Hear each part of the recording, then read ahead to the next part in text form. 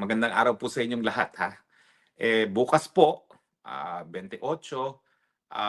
magkakaroon po ng pagbasa ng husga ng ICC Appeals Chamber dun sa hinihinging provisional release ni Tatay Diggo. So ngayon po, pag-usapan natin ngayon yan. No? So tama na po yung mga issue ko dahil ako naman po hindi ako ang importante. Ang importante si Tatay Digong. Kaya naman po ako naririto dahil kay Tatay Digong. No? At kaya naman ako um, mas ginugusto na manatili dito sa Netherlands ay dahil rin kay Tatay Dugo. Well, ine-emphasize ko po na yan ang mas ginugusto ko na manatili rito kasi kanina, ang sabi ng mga immigration na nakipagpulong sa akin, ikaw naman talagang gusto mong manatili dito sa Netherlands. Totoo yun. Kung ako'y papipiliin, talagang mas gusto ko rito dahil nga nangako ako kay Tatay Digong na walang iwanan. Pero ako na may abogado. At kung kinakailangan talaga akong pumunta ng Austria at wala akong choice at hindi ako tatanungin kung anong gusto ko, siyempre susunod ako sa gusto nila. Ang problema, tinanong ako gusto mo bang lumipad? Di sabi ko hindi, kasi sabi ng doktor ko, hindi ako dapat lumipad. Kasalanan ko ba yun? No? At 2 beses ako tinanong, 2 beses ako sumagot. At siyempre, ang tanong nila is, hindi naman totoo yan dahil gusto mo lang dito dahil nandito si Duterte. Well, isa yan sa dahilan. Pero ang talagang dahilan, yung 2 certificate that I am unfit to fly. Pero inaamin ko, siyempre, kung ako ang papipiliin, mas gusto ko sa Netherlands kasi at least malapit ako kay Tatay Digong. Di ko man siya nakakausap, alam naman niya at sinasabi ng lahat ng dumadalaw, nasa labas lang ako, nag-aantay sa kanya. Pero, nung ako'y nasa eroplano na at ang buong akala ko ako talaga ay pupunta na ng Austria, ang iniisip ko, pararating ko na lang kay Tatay Digong. Tatay Digong, huwag ka mag-alala, hindi naman kita iniwan dahil nasa Europa pa rin ako. Totoo naman. Dahil miski ako'y makapunta ng Austria, nasa Europa pa rin ako. So tuloy pa rin yung aking pangarap, yung aking pangako na hindi ko siya iiwan.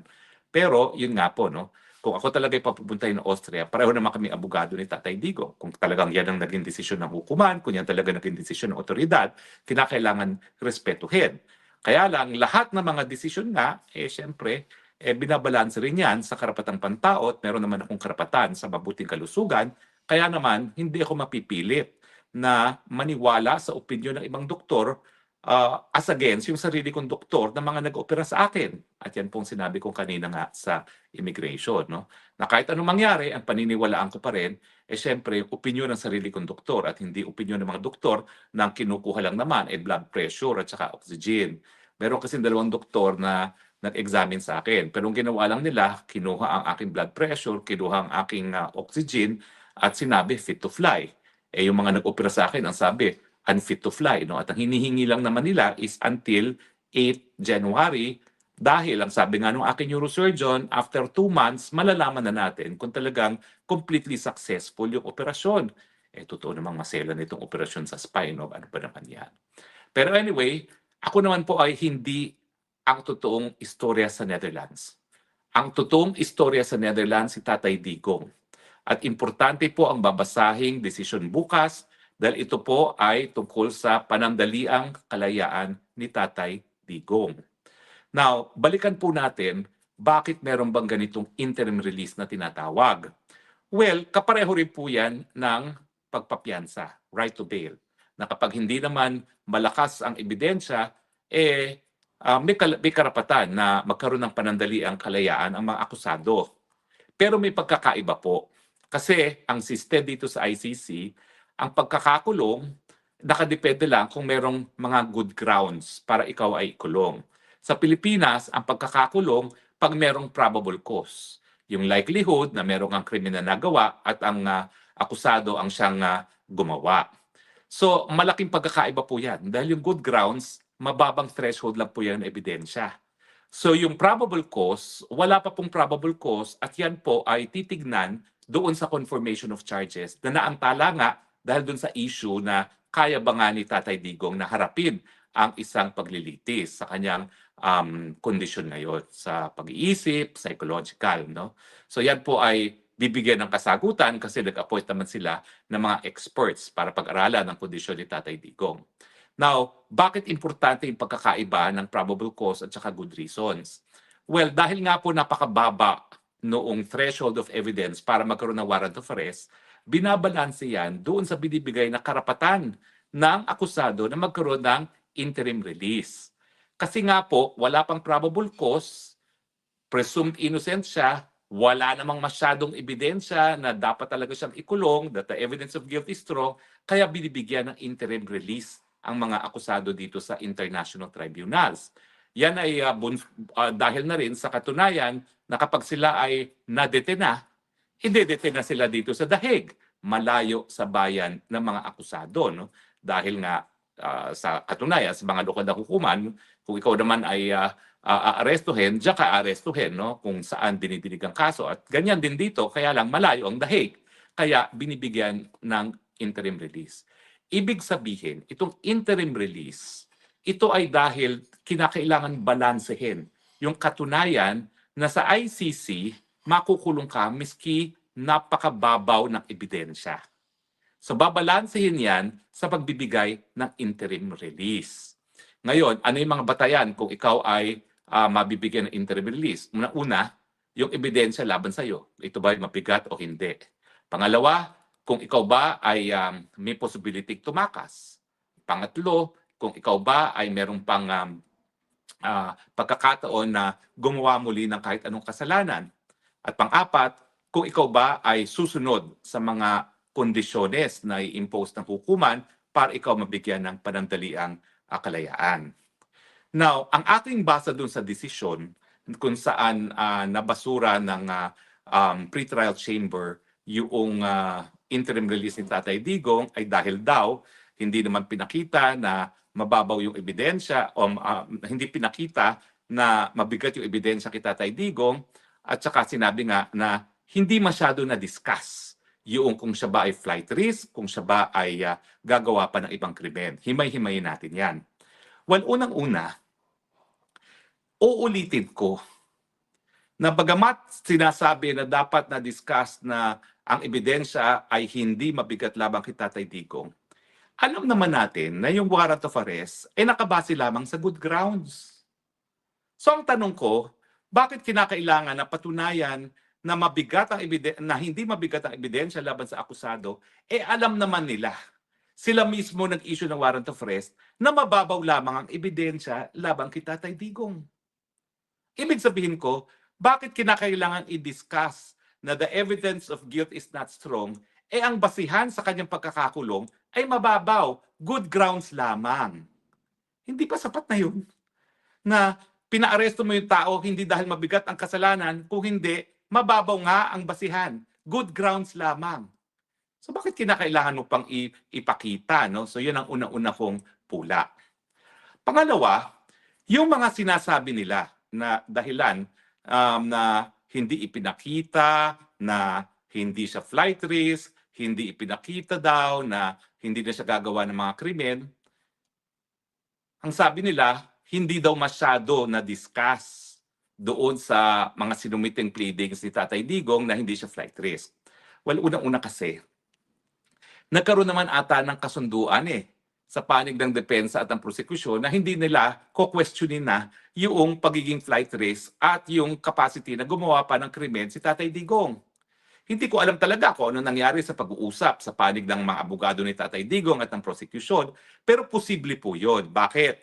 Kasi meron ng mga president sa ICC na kapalit ng voluntary surrender, binibigyan automatically at hindi tinututulan ng depensa, ng prosecution ang panandili ang kalayaan ng mga akusado. Nangyari na po yan sa ICC. Voluntary surrender kapalit ng interim release. Ibig sabihin, ang concern lang ng mga prosecutor ay ikaw ay naririyan para merong jurisdiction ang hukuman sa iyong pagkatao. At kapag ikaw ay voluntaryo, papayag talaga sila na pwede kang makabalik doon sa bayan mo. Nangyari na po yan. At yung akusado ay umuwi sa kanyang bayan at kinakailangan lang pumunta sa Dahig pag merong pagbibista. Okay? So, natural, may mga usapang siguro naganap at naniwala naman ng mga abogado ni Tatay Digong siguro na talagang hindi na nila ko-questionin yan. Now, nung kinu-question ng mga prosecutor yung issue na baka tumakas nga si Tatay Digong at baka gumawa pa ng krimen, ang sabi ng mga abogado, di bigyan nyo kami ng pagkakataon mag-file ng reply para masagot naman namin yan. Kasi nga talagang hindi na namin sinagot yan dahil ang sabi talaga nila, hindi na kinakailangan paglabanan yan at pag-usapan pa yan. Malay namin na magbabago sila ng isipan. So hindi na siya pinagbigyan ng hukuman, which I think is unfair din. Dapat kasi kung nagkaroon ng pagkakataon ang prosecutor na sabihin na siya ay flight risk at pwede pang gumawa ng ibang mga krimen, dapat pagbigyan naman ng pagkakataon si Tatay Digong na masabi kung bakit hindi siya flight risk at kung bakit hindi na siya pwedeng gumawa pa ng ibang krimen. Diba? Para maging patas lang. Pero again nga, no, sigurado ako dahil karoon na ng usapan yan sa panig ng Depensa at Prosecution, tumalikod sa usapan ang prosecution. Pangatlo, bakit ba nila sinasabi na flight risk? Kasi daw, ang sabi daw ni VP Sara, talagang ang gusto niya, makauwi si Tatay Digong sa Pilipinas. Yung kanyang interim release, dapat sa Pilipinas. Yun ba ay indikasyon na pwedeng tataka si Tatay Digong? Yan ay indikasyon kung anong gusto ni Tatay Digong. Na kung magkakaroon ng interim release, mas gugustuhin niya na pumunta sa Pilipinas. Pero walang ibig sabihin yan na may intention siyang tumakas. Kasi nga, siya yung humingi ng interim release. Kung ang intention na ay tumakas, hindi na sana siya humingi ng interim release at gumawa na lang ng paraan para siya ay tumakas. Ang sabi pa nila, well, ayan nga kita mo yung anak niya, nagsabi na ano kaya, palabasin na lang natin na kung anong para mamamaraan si Tatay Digong. In other words, nagbiro si VP Sara na sige, itakas na lang natin si Tatay Digong. Sabihin na nating nabanggit yan. Ano ngayon? Hindi ba si Inday Sara ang in charge sa legal defense ni Tatay Digong? Hindi ba yung pagiging in charge niya sa legal defense ni Tatay Digong ay nagpapakita na rinirespeto ni Inday Sara yung proseso sa ICC? Dahil kung intention nga niya na itakas na lang ang tatay niya, bakit pa siya makikialam dun sa legal defense ng tatay niya? Di gumawa na lang sana yan ng plano na itakas ang tatay niya na alam ko, hindi gagawin ni Inday Sara kasi sa totoo lang, Girl Scout na Girl Scout si Inday Sara. Hindi yan papayag sa anything na shortcut at hindi nasa tamang proseso. Minsan, sasabihin ko sa inyo talaga ang totoo ha, minsan sa tingin ko, dapat hindi ganun si Inday Sara. Pero ganun siya Ang gusto niya lahat in order. Ang gusto niya lahat sunod-sunod. Ang gusto niya lahat pursuant to procedure. Sa totoo lang, oo, sige aminin ko. I disagree na dapat lahat talaga in order. Kasi kapag merong extraordinary circumstance, sa tingin ko, meron dapat extraordinary response. Hindi ganun si Inday Sara. So anong sinasabi nila na si Inday Sara pang nagsasabi na pinaplanong itakas? Hindi po. The fact na si Inday Sara kumuha ng abogado, the fact na walang tigil na dinidepensahan ni Inday Sara ang mga abogado ni Tatay Digong, the fact na palagi niyang sinasabi, respetuhin ang proseso, the fact na wala siyang planong ginagawa para itakas si Tatay Digong beyond sa kanyang pagbibiro, ay nagpapatunay, walang intensyon. At ang importante, para nga makita kung may tunay na intensyon ng Inday Sara, tignan mo, meron ba talaga siyang intensyon? Now, pag-usapan naman natin ngayon yung issue na baka daw gumawa na naman ng krimen si Tatay Digong. Ang sabi ng pre-trial chamber, alam mo, yung mga kasong linililitis ay mga nangyari sa Davao kasama na yung siya ay alkalde. Re-elected muli daw ang Tatay Digong at ang kanyang vice mayor ay kapatid din niya na nagpapakita na po pwede silang gumawa ng krimen. Well, unang-una, meron na bang krimen na napatunayan? Wala pa naman. Paratang lang yan. So bakit sasabihin nyo na palibasa alkalde siya uli at ang anak niya, ang vice mayor, who is now acting mayor, yan ay by itself ebidensya na plano niyang gumawa ng krimen uli. Patunayan muna na mayroong mga krimen na nangyari bago sabihin na dahil siya ay re-elected at yung anak niya ay naging vice mayor at acting mayor, na pwede silang gumawa uli ng krimen. Pero sa tingin ko, habang hindi pa napapatunayan na may kahit anong krimen na nagawa ang Tatay Digong, walang basihan para sabihin na gagawa siya uli ng krimen diyan sa Davao. Hindi rin kasi kinonsidera ng mga huwes ang tunay na larangan ng politika ngayon sa Pilipinas.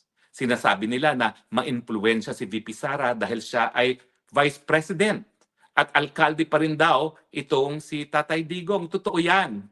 Hinalal sila ng taong bayan dahil mahal sila ng taong bayan. Pero ang tanong, malaki bang impluwensya ngayon ni Vice President Sara? Wala. Kita mo nga, pilit na pinatatanggal siya sa pwesto. Pilit na talagang binabawasan ang kanyang budget. Sinampahan pa ng kasong incitement to sedition. Yan ba ang taong ma-influential? Sa katunayan, talaga namang may titulo si Inday Sara, pero halos walang kapangyarihan. Naku, baka magalit sa akin si Inday Sara na sinabi ko yan. Ma'am, sorry ha, pero yan po ang katotohanan. Dahil ang Vice President naman talaga, dahil wala namang cabinet portfolio, talagang nag-aantay lang daw kung may mangyari sa presidente at siya ipapalit. Kaya nga, yung mga tumututol ha kay Inday Sara para maging presidente kung mawawala si Marcos. Hello, hilo ba kayo? Kaya nga may Vice President para siya talaga ang pumalit kapag nawala na ang presidente, di ba? Bakit yung tututulan? Yan lang naman talaga ang katungkulan ng Vice President. So nasaan yung impluwensyang sinasabi nila ni VP Sara? Wala. Dahil kung if they even bothered sa sistema ng gobyerno natin, wala naman talagang kapangyarihan ng Vice President kung hindi mag-antay na mawala ang presidente. Yan ang katotohanan. Kaya tignan nyo ang activities ng Vice President's Office. Ino-augment niya yung mga trabaho ng line agencies, lalong-lalo na kapag merong sakuna. Kasi nga, minsan, yung executive department sa ilalim ng presidente, clueless kung anong gagawin. Di ba? Pati nga, pag may malakas na bagyo, nagkakamot sa ulo si Marcos kung anong gagawin niya. Samantalang si Inday Sara, yung kanyang Office of the VP, alam nang gagawin kasi naka-preposition na yung mga tulong na ibibigay sa taong bayan. Yan ang ginagawa ni VP Sara dahil wala naman siya ibang magagawa. In other words, i-augment yung katunayan na yung mga obvious na dapat ginagawa ng presidente, lalong-lalo na sa panahon ng sakuna, hindi nagagawa at yan ang tinutupad ng kanyang tanggapan. Malinaw naman po yan.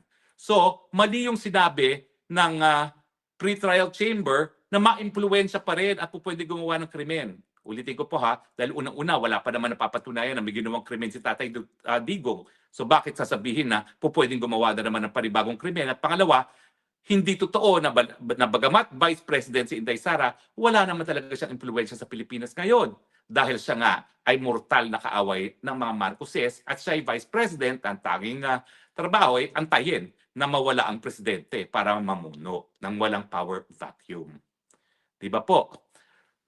Well, anyway, isa pa yung sinasabi na pwede raw gumawa dahil mayroon na naman si Mayor Baste. Well, ganun din po yung argumento ko dyan. Miski acting mayor si Mayor Baste, nakatali naman ang kamay niya. Hindi naman siya pinapili kung sino mga pulis niya. O di ba? Tinanggal lahat ng mga pulis na tapat kay Baste Duterte. O, ibig sabihin, napakahirap pa rin na maging mayor na hindi kakakampi ng gobyerno. Kasi linilimitahan din ang kapangyarihan ni acting mayor Baste Duterte. At ang pinaka-importanting kapangyarihan na nagkaroon ng limitasyon ay yung pagpili kung sino ang mamumuno sa kapulisan sa Davao City. So, suma total, naniniwala po ako na dahil po dun sa balanse na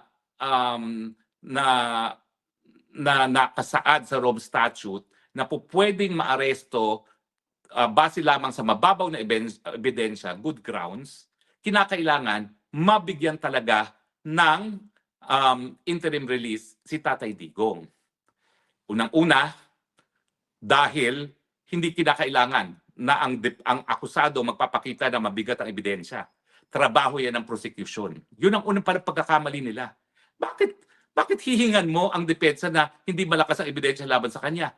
Ang trabaho naman talaga diyan ay prosecution. Dahil sila may burden to prove guilt beyond reasonable doubt. Pangalawa, bakit mo sasabihin na flight risk dahil lamang sinabi ni Inday Sara? May pagkakaiba sa salita at mayroong pagkakaiba sa salita na mayroong intensyon na wala namang kahit anong ebidensya na intensyon na isatuparan yung biro na ginawa ni Inday Sara Duterte. Pangatlo, wala namang pong tunay na impluwensya ang VP Sara bilang Vice President na nag-aantay lamang kung may mangyayari sa presidente at dahil siya ay kalaban ni Marcos Jr. Pang-apat, si Baste Duterte, alkalde nga pero limitado rin ang kapangyarihan at ang pinakaimportanteng na limitahan na kapangyarihan ay yung pagpipili kung sino magiging pinuno ng pulis sa Davao City. Pero bukod pa dyan, hindi dapat binabaliwala ng hukuman yung dictates of fairness and justice. Paano naman magiging magkakaroon ng banta na tumakas ang isang 80 anyos na nahuhulog na habang naglalakad lamang? Akala ba nila sprinter ang isang 80 anyos? Hindi po ito dahil si Duterte ay Duterte. Pero katotohanan, pag 80 anyos ka na, mahirap ka na talagang gumalaw. Bukod pa dyan, meron na ngang issue kung kaya pang harapin ni Tatay Digong ang isang paglilitis. Hindi ba dapat on humanitarian grounds, on the dictates of humanity, ikinonsiderahan ng hukuman?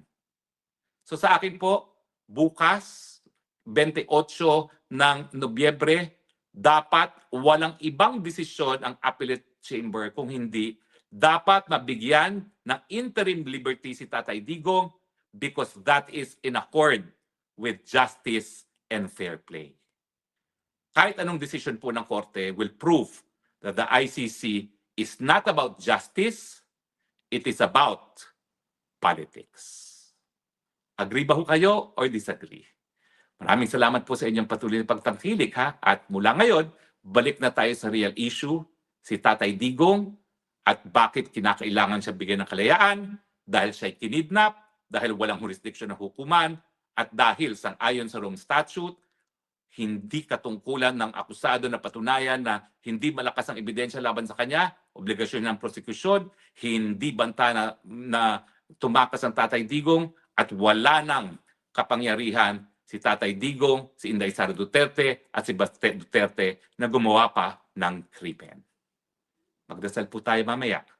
Kami naman po dito sa The Hague, wala na po kaming ginagawa kundi magdasal, magdasal, magdasal, at magdadasal pa rin. Siguro po, kung ikokonsidera nyo yung aking mga karanasan, lalong-lalo na yung mga nangyari nung isang araw lamang, yan po yung nagpapatunay sa powers of prayer. Ang aking pinagdarasal po, bagamat ako po'y susunod sa mga otoridad dito sa Netherlands, thine will be done. Sabi ko, Panginoon, kung gusto mong maiwan ko dito si Tatay Digong, well, tatanggapin ko po yan. At sasabihin ko na lang kay Tatay Digong, malapit pa rin naman ako sa kanya sa Austria. Pero, nagkaroon po ng kasagutan ng aking panalangin, di po ako pinaalis ng ating Panginoon.